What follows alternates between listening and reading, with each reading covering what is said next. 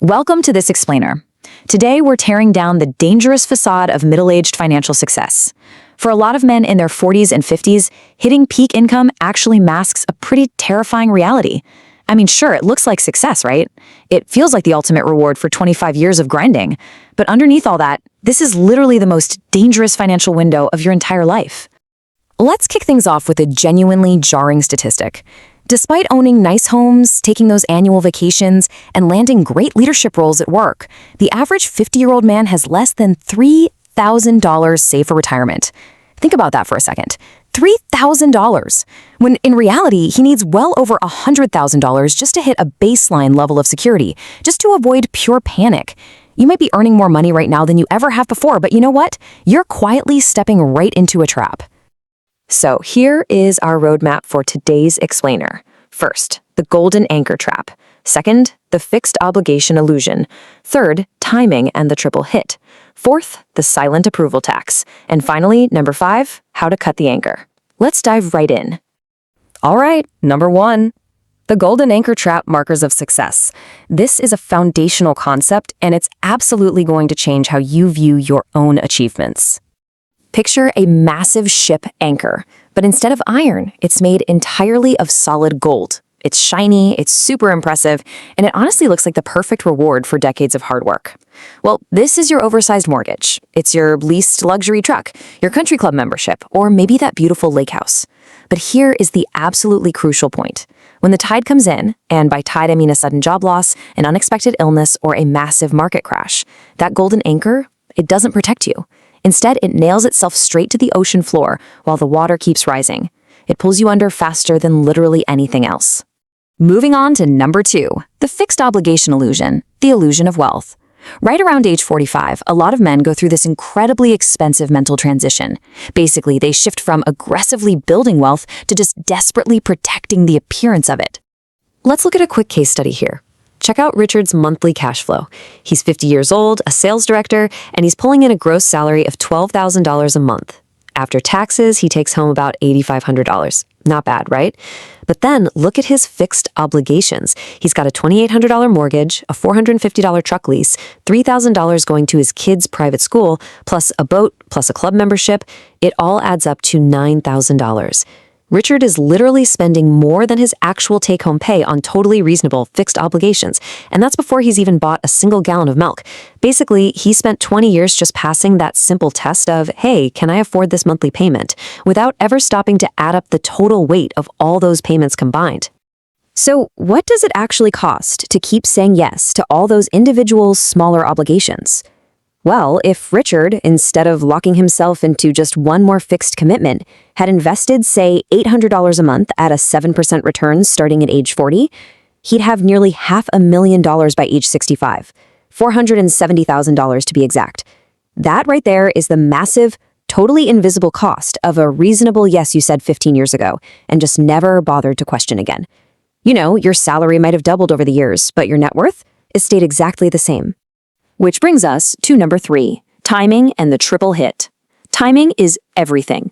This is the part where hidden forces combine with just absolutely terrible timing to completely wipe out whatever savings you actually managed to scrape together.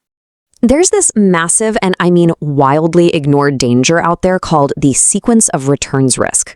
Okay, let's say you retire with $150,000. You plan to withdraw your standard 4%, which is about $8,400 a year to live on. Pretty standard plan. But what if the market crashes 35% in your very first year of retirement? Suddenly, you're forced to sell your shares at a massive 35% discount just to keep the lights on and pay your bills. By doing that, you are completely shutting the door on the market recovery. Even if the market bounces back and averages out beautifully over the next 19 years, it doesn't matter. You already locked in those permanent losses right at the starting line. Because of that bad sequence of timing, your money completely dries up in year 14, instead of lasting to year 25 like you planned. And then, of course, we have the invisible anchors, things like fee drag. Take a look at Gary, for example. He's paying his financial advisor a 1.2% fee on a $150,000 portfolio. Now, on paper, that sounds tiny, right? It's just a little percentage point. But fast forward 15 years. Compared to just dumping that money into a low-fee index fund, that little 1.2% fee literally drains $45,000 straight out of Gary's future.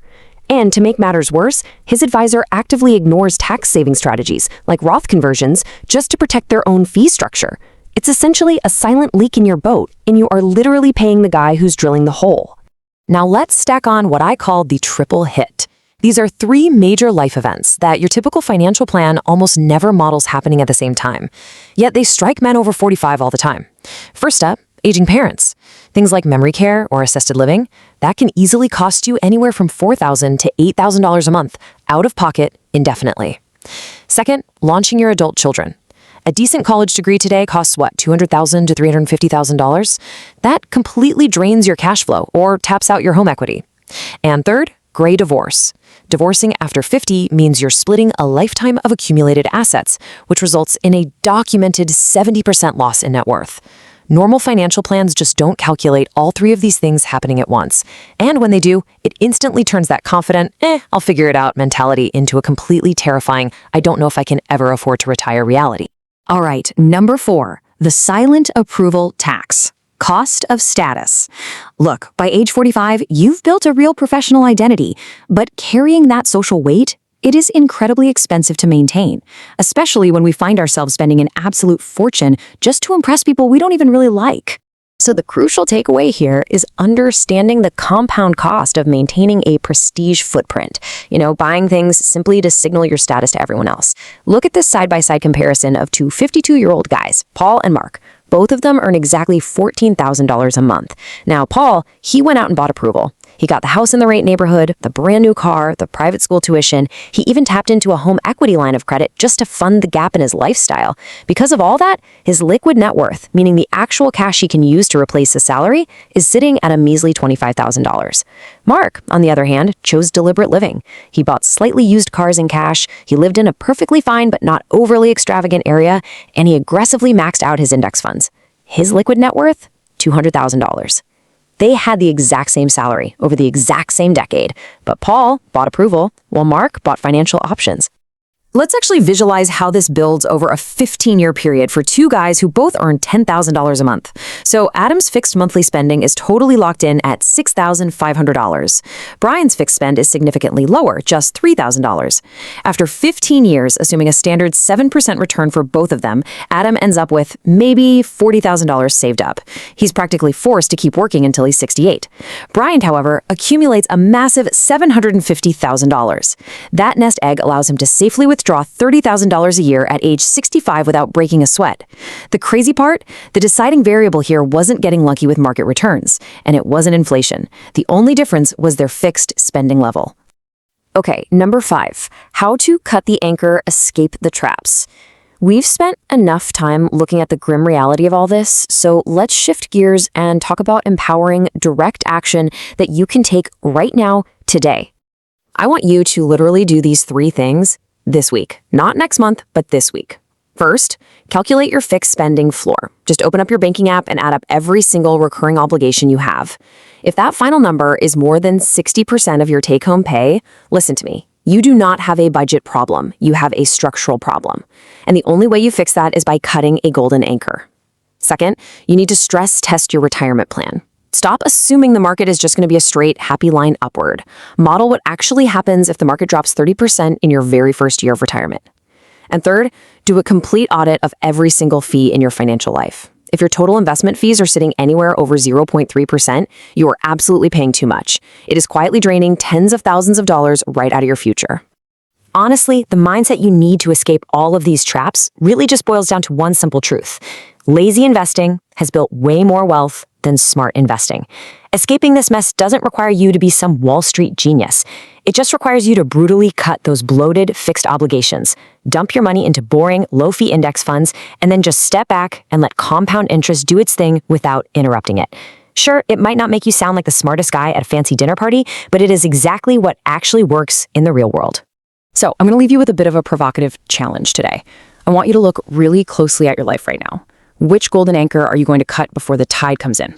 Because psychologically speaking, it is extraordinarily hard for us to reclassify our proudest achievements as financial burdens. But you know what? The men who manage to retire with real freedom and real money, they're the ones who are willing to do exactly that, while everyone else just keeps piling on more weight. You have to act before the water reaches your neck. Thanks so much for joining me on this explainer. I really hope this helps you secure the kind of future you actually deserve.